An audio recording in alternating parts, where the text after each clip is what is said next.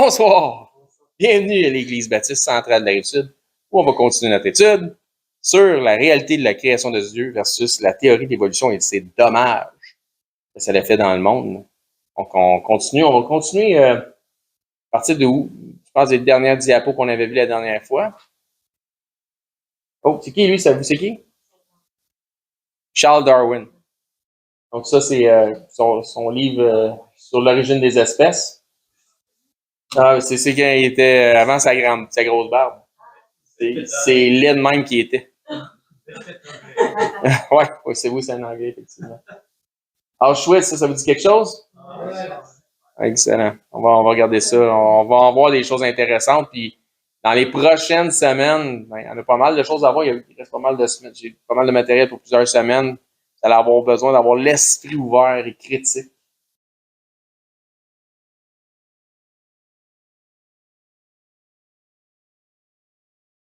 Certaines affaires. Donc, le carnet rouge de Darwin, on a vu ça un peu la dernière fois. On fait juste revoir ça rapidement.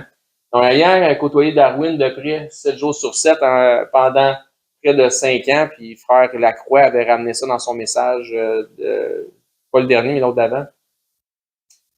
Donc, on parle du capitaine du bateau du Beagle. Il dit « Connaissait-il les motifs humanistes de Darwin que les proches de Darwin eux-mêmes ignoraient? » Donc, Fritz Roy, le capitaine du Beagle, avait probablement compris que derrière les motifs évolutionnistes de Darwin se cachait une vendetta personnelle contre le Créateur.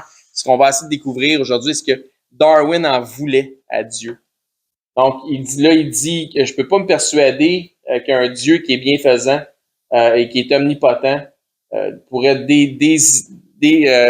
designer ou créer un parasite qui, en fait, c'est une guêpe qui pond un œuf sur une chenille, par exemple, ou sur un autre insecte, et sa lente ou son œuf va grossir en mangeant l'intérieur de l'autre insecte. Pour lui, ça fait pas de sens. C'est quasiment méchant, c'est quasiment mauvais. Donc, il comprend pas qu'un Dieu bienfaisant aurait créé une chose comme ça. Il comprend pas, c'est la déchéance de la nature à cause du péché de l'homme. Donc, si on analyse ça, dans Genèse 1:31, ça dit « Dieu vit que tout ce qu'il avait fait, voici, cela était bon ou très bon. » Ça, c'est le 6e jour. Donc, tout était bon jusqu'à très bon. Dans Romains 5:12, ça dit « Par un seul homme, le péché est entré dans le monde, et par le péché, la mort. » Donc, c'est la déchéance. C'est ça qui a tout détruit. Donc, une autre des proches de Darwin, discernant les motifs de ses théories d'hérésie, en lui disant dans sa lettre, donc elle qualifie ses théories d'hérésie, dans sa lettre, elle lui dit « J'apprécie votre franchise, Charlie, mais je crains que vos hérésies mettent en danger mes espoirs de vous retrouver dans la vie éternelle. » Autrement dit, elle est en train de dire tu t'en vas en enfer. Et c'est nul autre que sa future épouse, qui était sa cousine, Emma Wedgwood, qui avait écrit cette lettre-là avant leur mariage.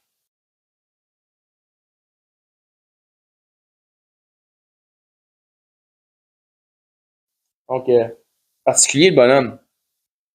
Est-ce qu'il en voulait à Dieu? Donc, Darwin versus Dieu. Vont-nous trouver dans le portrait psychologique de Darwin les éléments qui l'auraient amené à en vouloir à Dieu? Si tel est le cas, seraient les raisons qui l'ont amené à élaborer des théories qui dénaturent les récits bibliques et qui nous présentent le Dieu de la création, que nous présentent, les récits bibliques qui nous présentent le Dieu de la création instantanée. Donc, est-ce qu'il a voulu volontairement démolir, démantibuler ça? Donc, Charles Darwin, il est né pour commencer le 12 février 1809.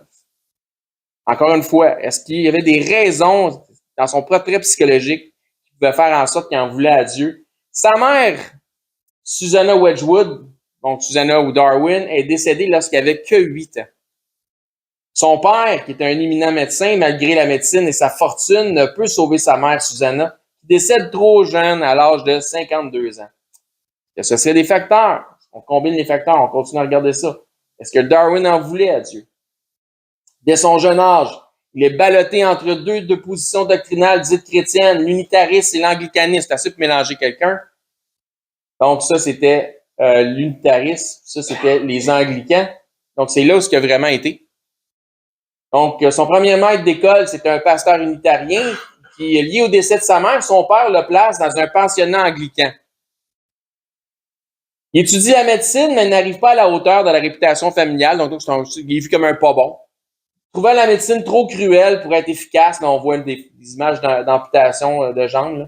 Il est révolté par la brutalité de la chirurgie. Est-ce que ça pourrait faire en sorte, tous ces petits trucs-là, que ça pourrait bâtir dans la psychologie de l'homme quelqu'un qui en veut au Créateur?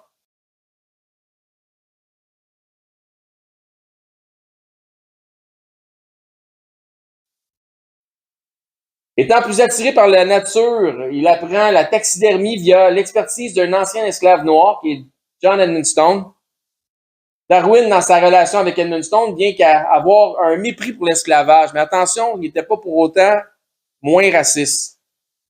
Parce que c'est à noter que l'esclavage était à l'époque considéré comme étant une doctrine, en fait une hérésie, associée à plusieurs groupes chrétiens. Ce qui est assez ironique, puisque son ouvrage le plus populaire de Darwin était la source d'un racisme systémique. C'était contre l'esclavage, mais il était très raciste. Donc, dans The Descent of Man, en 1871, Darwin affirme, dans une période future, pas très lointaine, les races humaines civilisées, donc lui, il pense qu'il fait partie des races civilisées, hein, extermineront presque certainement et remplaceront dans le monde entier les races sauvages. Ça sonne-tu assez raciste, ça? Ok, parfait.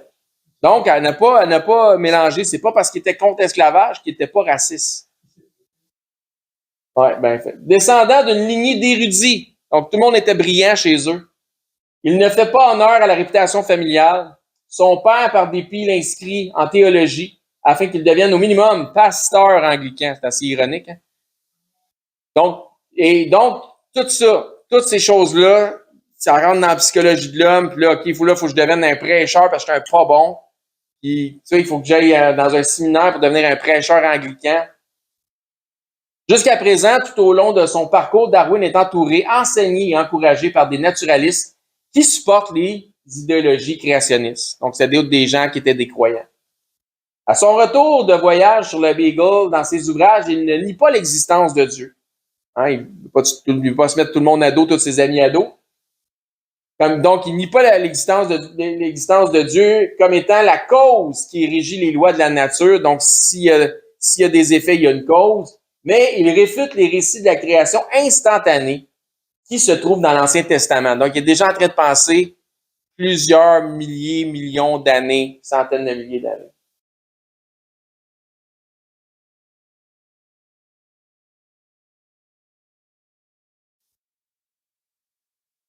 Le 29 janvier 1839, il épousa sa cousine Emma Wedgwood et dès lors, il est concerné par le problème de la consanguinité héréditaire que peut avoir sur leur progéniture, de marier pareil. En 1849, à l'âge de 8 ans, leur fille Anne Elizabeth Darwin, tombe malade et meurt 2 ans plus tard à l'âge de 10 ans. Sa mort à l'âge de 10 ans fut un coup terrible pour Charles et Emma. Charles écrit dans une lettre: « Nous avons perdu la joie de notre famille et la consolation de nos vieux jours. Oh, si seulement elle pouvait savoir maintenant combien nous aimerons à jamais tendrement son cher visage joyeux. »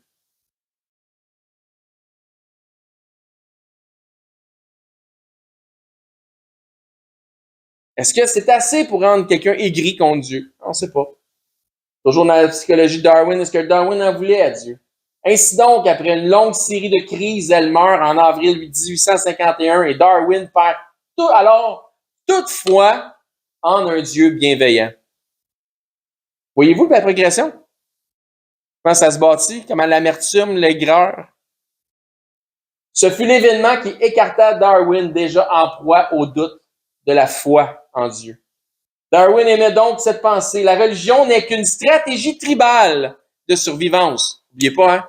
Il est le père de la théorie de l'évolution. Donc, il dit, s'il y a du monde qui croit dans un Dieu, ça fait partie de ma théorie de l'évolution, ça. C'est tribal. Donc, c'est sauvage. Donc, quand il parle de gens civilisés, pour lui, les gens civilisés n'ont pas besoin de croire en Dieu ou ne doivent pas croire en Dieu. Puis les sauvages, ben, c'est nous autres. Dès lors, dans ses implications sociales, il continua à aider son église locale, c'était pas mal la coutume, pour le travail paroissial, mais le dimanche, il allait se promener pendant que sa famille se rendait à l'église. Sa femme n'était pas moins croyante. Dès lors aussi, Charles Darwin se définit comme étant un agnostique. Donc, je suis pas athée, peut-être qu'il y a un Dieu, mais tant que j'ai pas de preuves. Donc, Darwin versus l'Église, donc contre l'Église. Qu'est-ce qui s'est passé? L'établissement scientifique de l'Église d'Angleterre, qui comprend les anciens maîtres de Darwin, de Cambridge, donc ceux qui étaient ses enseignants à l'époque, les naturalistes, réagit de façon hostile, donc il commence à se faire moins d'amis de ce côté-là, aux théories de Darwin. D'autres théologiens anglicans ne condamnent pas Darwin dans ses théories, expliquant qu'il est possible, par l'entremise de miracles, que Dieu enfreigne ses propres lois. Donc, ça se peut, peut-être que Dieu aurait fait, il peut faire des miracles. Dieu, quand il fait des miracles, il peut enfreindre ses propres lois, comme on voit dans la Bible. À un moment donné, il a rétrogradé le temps, donc le soleil a reculé dans sa course. Donc, éventuellement, les autorités de l'Église catholique romaine entrent dans la polémique.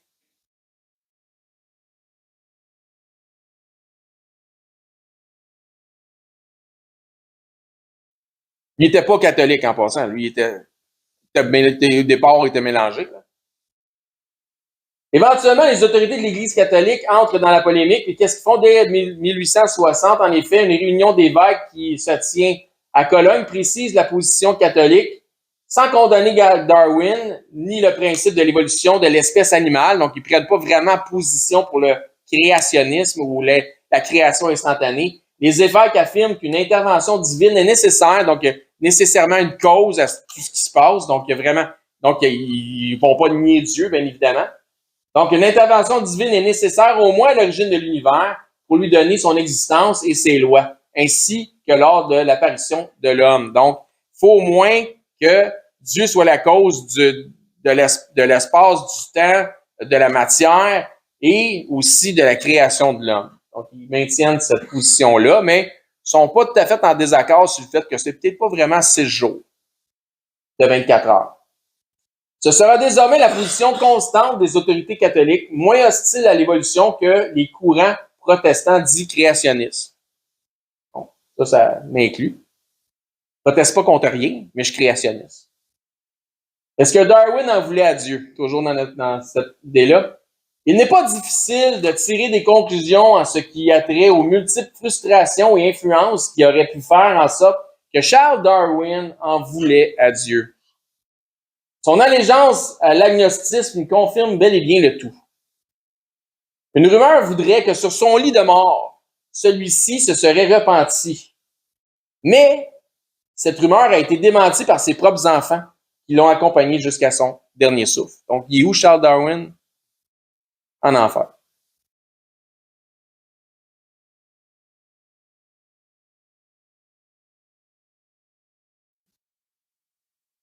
That's all, folks. La semaine prochaine, on continue. C'est bon?